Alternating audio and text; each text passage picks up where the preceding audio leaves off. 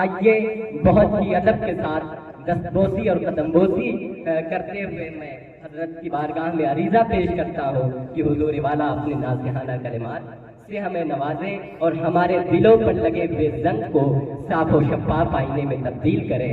چاند پھول اور چاند ستارے جیسے، ان کے قدموں کے اتارے جیسے، بادشاہوں سے کوئی کہتے ذرا جھاڑو دیتے ہیں تمہارے جیسے۔ نعرے تکبیر رسالت کی چھاؤں میں استقبال کریں، نعرے تکبیر، نعرے رسالت، عرس فقیہ ملت، فیضان صدر الشریعہ، فیضان احسن العلماء، جشن دستار مفتیان اسلام، حضور محدث کبیر، نعرے تکبیر، نعرے رسالت۔ فرقہ پوشوں کی ارادت ہو تو دیکھ ان کو، جدے بیضا لیے بیٹھے ہیں اپنی آستینوں میں۔ رحمۃ اللہ وبرکاتہ۔ وعلیکم السلام ورحمۃ اللہ۔ وعلیکم السلام۔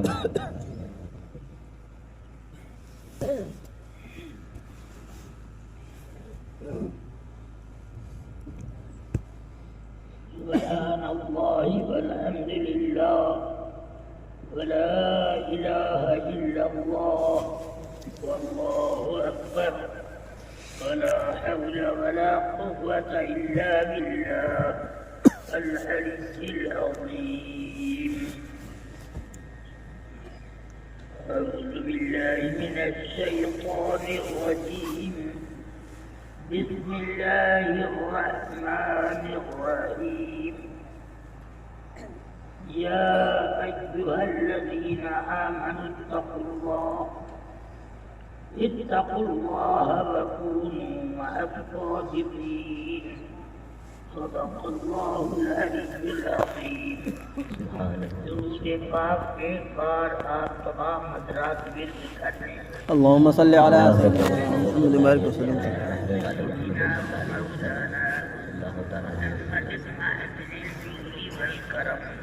وعلى آله وأصحابه وبارك وسلم۔ رفقان گرامی، عزیزان ملت، میں نہ تقریر کرتا ہوں نہ تقریر کے فن سے آگاہ ہوں،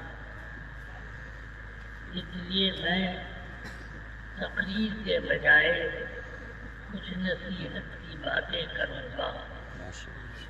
سیدنا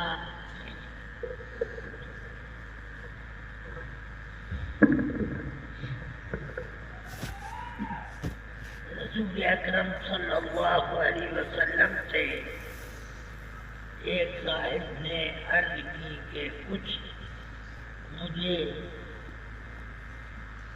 تنبیہات سے آگاہ فرما دیں۔ فرمایا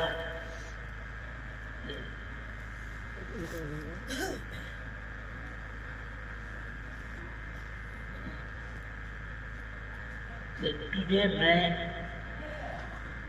یہ کہتا ہوں کہ النصح لکل مسلم، ہر مسلمان کی خیر خواہی کرو۔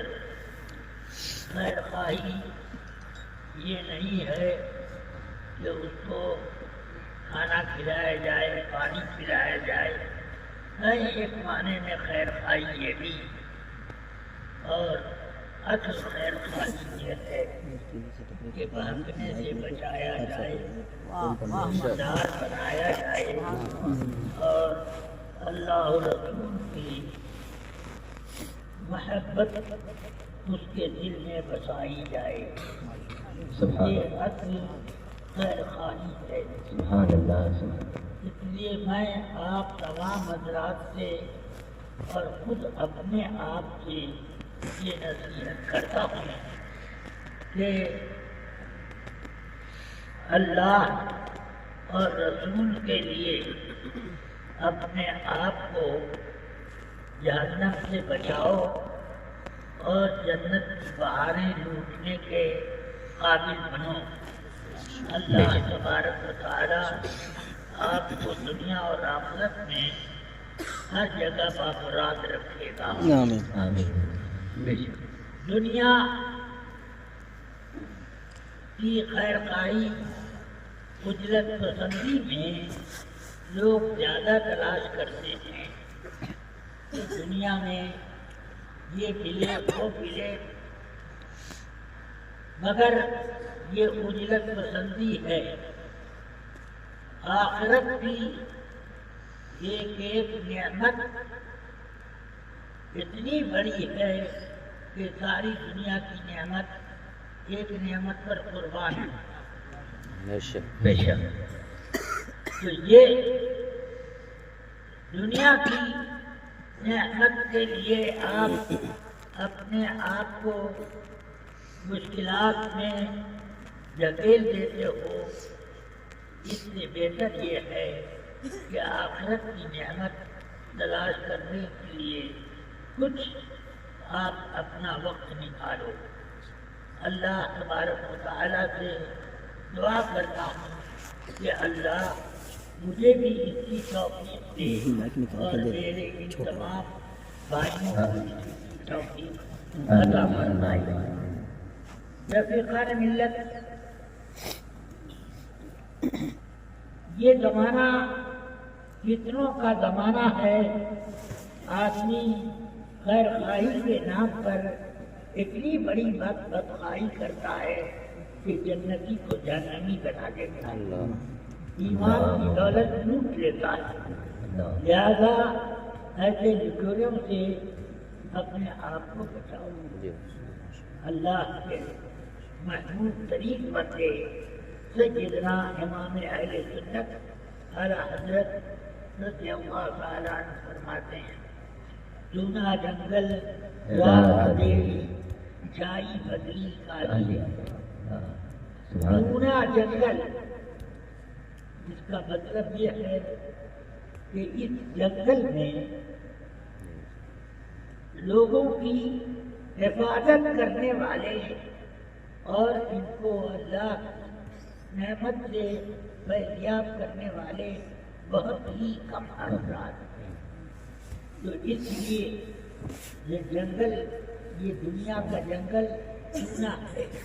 چونا جنگل رات اندھیری چھائی بدلی کالی ہے، سونے والوں جاگ کے رہو، چوروں والے۔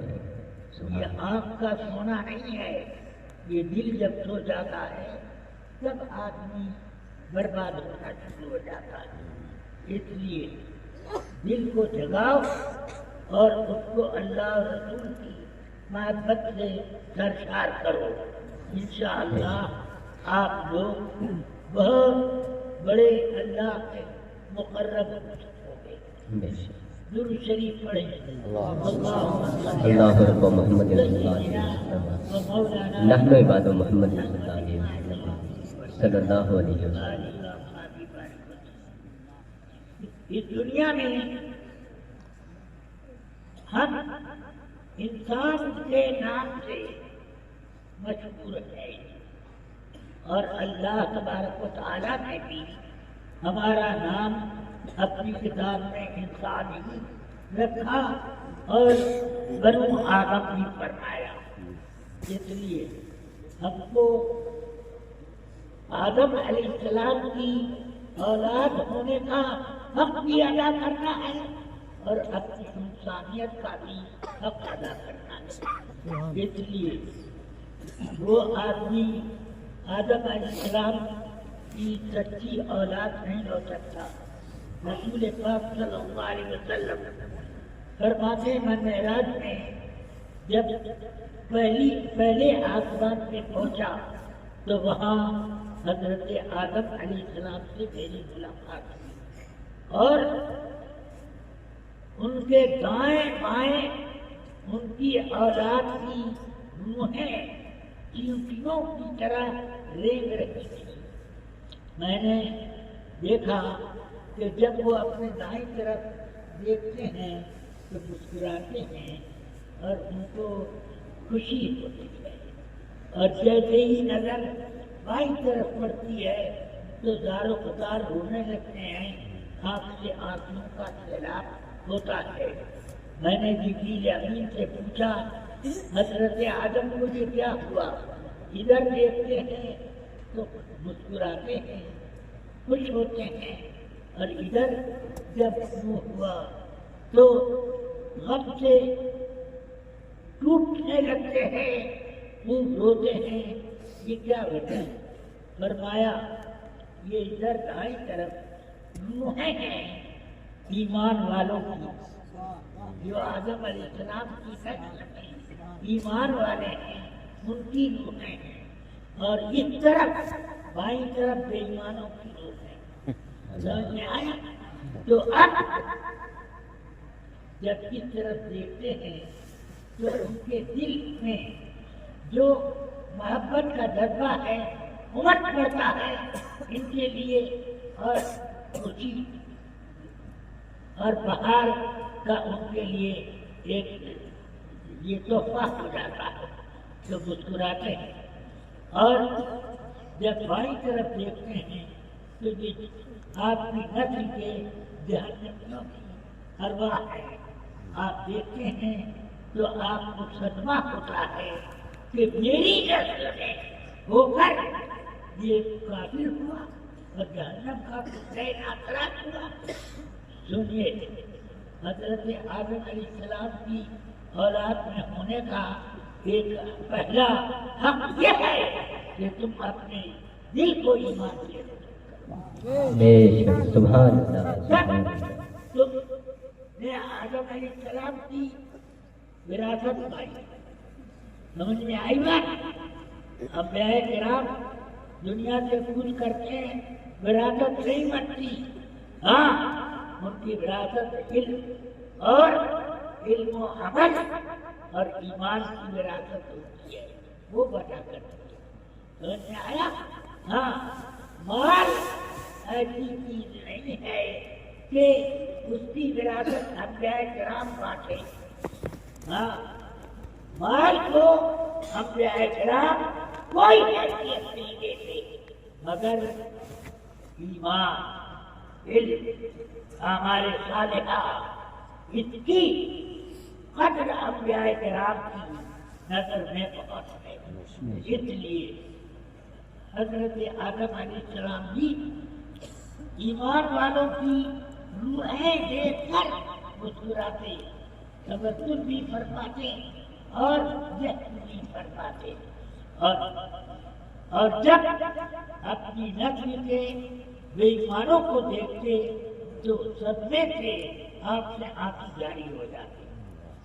اب آپ کو یہ چیز بھی وراثت میں ملنی چاہیے کہ بچوں میں نیکی دیکھو تو خوش ہو، اور جب بدی دیکھو تو دل ملا جاؤ اور آپ میں آنسو کرنے لگے کہ میری اولاد، اور یہ غنڈہ گردی کرے، میری اولاد غلط روی اختیار کرے، اللہ اور رسول کا پابندی کرے، یہ سوچنا چاہیے۔ اللہ تبارک و تعالی ہم سب کو صراط مستقیم پر قائم رکھے۔ یاد رکھو، اللہ تعالی نے فرمایا ہے کونوا مع الصادقین، سمجھ میں آیا؟ کونوا مع الصادقین، یہ فرمایا دوست بنانا ہر انسان کی اپنی فطرت ہے، چاہے مرد ہو یا عورت، اس کے دوست ہوتے ہیں۔ دوست نہ ہو تو یہ سمجھتے ہیں کہ یہ دماغ اور چیز کا ہو گیا، لوگ یہ سمجھتے ہیں۔ تو دوست بننا ہے اور بنانا ہے تو سچوں کو دوست بناؤ، ایمان والوں کو دوست بے بناؤ۔ شک، سبحان اللہ، سبحان اللہ، سبحان اللہ۔ جگمگا دینے والے دوست کی ضرورت ہے، اس دوست کو اپناؤ۔ اور وہ لوگ جو کہ آدمیوں کو بہکاتے ہیں اور غلط روی پر لگاتے ہیں، ایسے دوستوں سے بچو، وہ دوست نہیں ہیں، دوستوں کے روپ میں وہ دشمن ہے۔ اللہ تبارک و تعالی ہم سب کو سچا دوست، ایمان پر قائم رکھنے والا دوست عطا کرے، آمین، نیکیوں آمین، کا درس دینے والا دوست عطا کرے، آمین، اللہ برائیوں سے بچائے، اللہ تبارک و تعالیٰ نے امتحان کے لیے اس دنیا میں دولت رکھی، فرمایا لولا ان يكون الناس أمة واحدة لجعلنا لمن يكفر بالرحمن لبيوتهم سقفا من فضة ومعارج عليها يظهرون وجوهها. فرمایا کہ اللہ تعالیٰ نے اگر کافروں کی دولت دیکھ کر لوگ کافر ہونے نہ لگتے، اگر یہ چیز ہونے والی نہ ہوتی تو میں مسلمانوں کو دولت سے مالا مال کر دیتا، اور نہیں میں کافروں کو خوب دیتا کہ سیڑھیاں چاندی کی اور چھت سونے کی بن جائے،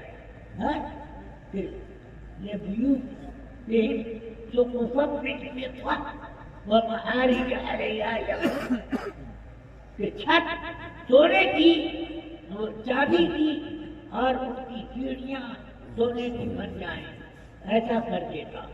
مگر میں نے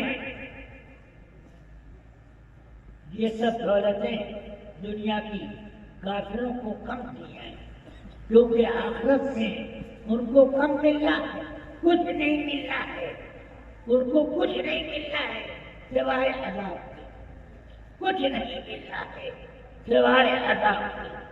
تو اس لیے اب میری مخلوق ہونے کے اعتبار سے اسے کچھ نہ کچھ دنیا میں تو دینا ہی ہے.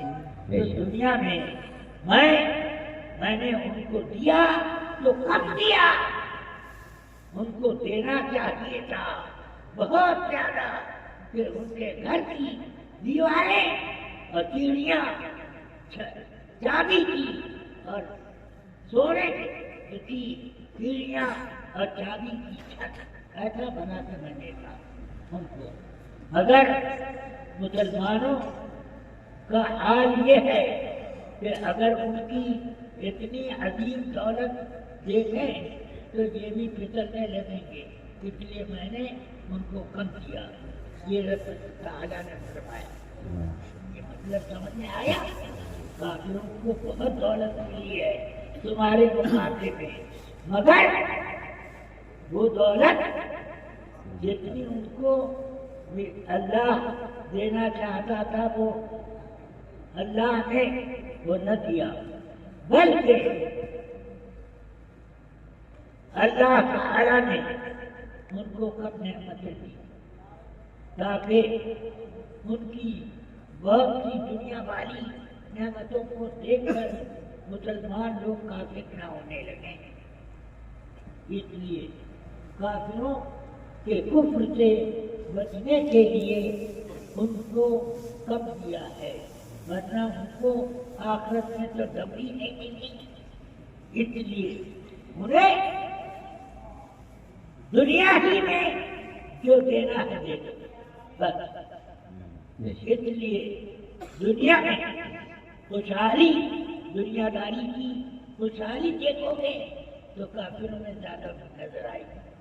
تو اس کا مطلب یہ نہیں ہے کہ اللہ ان کو زیادہ چاہتا ہے، بلکہ یہ مطلب ہے کہ اللہ نے ان کو بڑی نعمتوں سے محروم کر کے چھوٹی چھوٹی نعمت دی. ہاں، اور ہمیں یہ چھوٹی سے چھوٹی کم دے کر آخرت کی بڑی نعمتوں کے لیے تیار کر دیا. سبحان اللہ، سبحان اللہ، سبحان اللہ.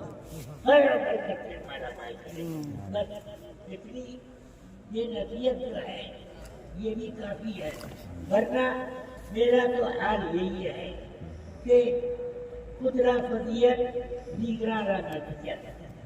مگر بہرحال اللہ تعالیٰ نے ایمان کے معاملے میں مجھے یہ بصیرت دی ہے کہ میں اس کا شکر خوب ادا کروں اور दुनिया की नेमतें कम भी मिले तो मैं उसका कम न रखूं।